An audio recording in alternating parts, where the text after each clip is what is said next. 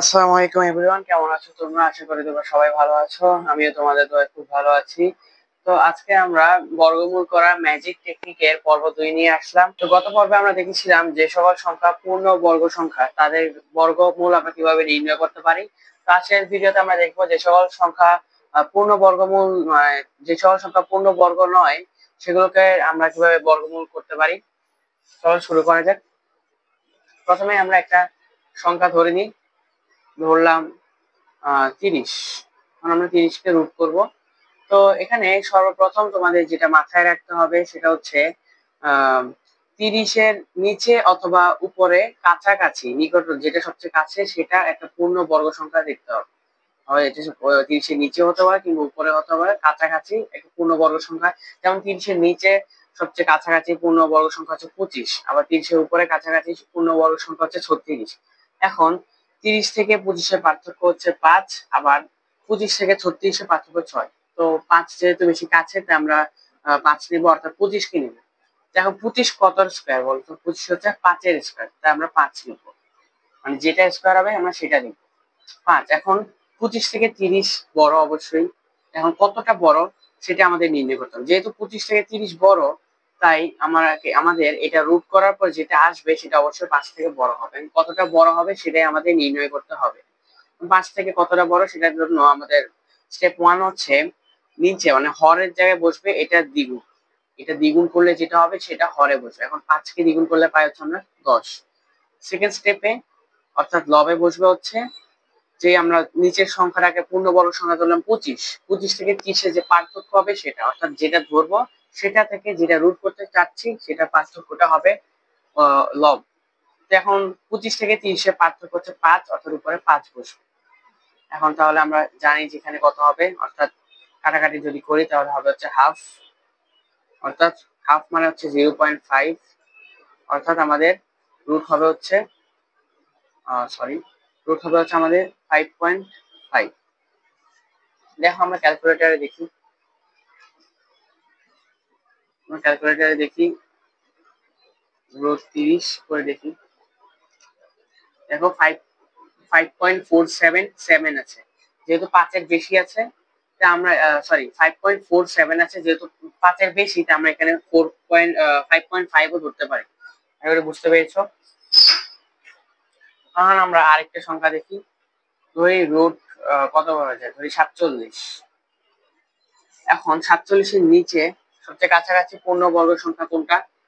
47-এর নিচে সবচেয়ে কাছাকাছি পূর্ণবর্গ সংখ্যা হচ্ছে 36, কিন্তু 47-এর উপরে কাছাকাছি পূর্ণবর্গ সংখ্যা হচ্ছে 49। যেহেতু 49 খুবই কাছে তাই আমরা 49কে নিব। এখন 49 কত স্কয়ার? 49 হচ্ছে 7-এর স্কয়ার, তাই আমরা 7 নিব। এখন 49 থেকে 47 হচ্ছে ছোট, তার মানে এটাকে রুট করলে যেটা হবে সেটা অবশ্যই 7 থেকেও ছোট হবে। কতটা ছোট হবে সেটা নির্ণয় করব। আর হ্যাঁ, অবশ্যই যদি ছোট হয় তাহলে আমরা বিয়োগ করব, আর যদি বড় হয় তাহলে যোগ করব। যেমন এখানে দেখো আমরা নিয়েছিলাম হচ্ছে 25, 25 হচ্ছে 30 থেকে 30 থেকে 20, মানে 25 থেকে 30 হচ্ছে বড়, তাই আমরা যোগ করেছি। আর এখানে 49 থেকে 47 হচ্ছে ছোট, তাই আমরা এখানে বিয়োগ করব। আমি এখানে বিয়োগ করার পর মানে এখানে রুটটাও 7 থেকে ছোট হবে। কতটা ছোট হবে?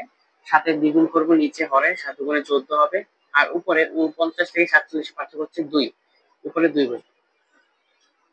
যদি কাটতে যদি পাই হচ্ছে আমরা একবারে 7, অর্থাৎ 7 মাইনাস একবারে 7 সমান সমান